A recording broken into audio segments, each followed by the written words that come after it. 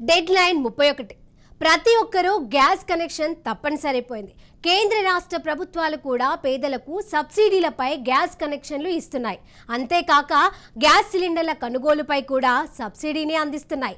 నెలకో 2 నెలల్లో cylinder refill చేసుకున్నప్పుడు సబ్సిడీ మొత్తం కనెక్షన్ లబ్ధిదారుడి బ్యాంకు ఖాతాలో జమ అవుతుంది. అయితే గ్యాస్ కనెక్షన్ కలిగిన వారికి కేంద్ర ప్రభుత్వం ఓ అలర్ట్ను జారీ చేసింది. అదేంటంటే అందరూ ఈ కేవైసీ చేయించుకోవాలని సూచించింది.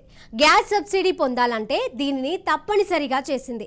ఈ కేవైసీ చేసుకోకపోతే సబ్సిడీ రద్దయిపోతుందని వార్నింగ్ ఇచ్చింది. ఈ డిసెంబర్ 31 లోపు గ్యాస్ కనెక్షన్ కలిగిన లబ్ధిదారులు ప్రతి ఒక్కరూ ఈ కేవైసీ చేయించాలని సూచించింది. ఈ కేవైసీ చేయించుకోవడానికి వినియోగదారులు వారు వినియోగిస్తున్న గ్యాస్ సిలిండర్ ఏజెన్సీ వారి కార్యాలయానికి వెంటనే వెళ్లాలని సూచించింది.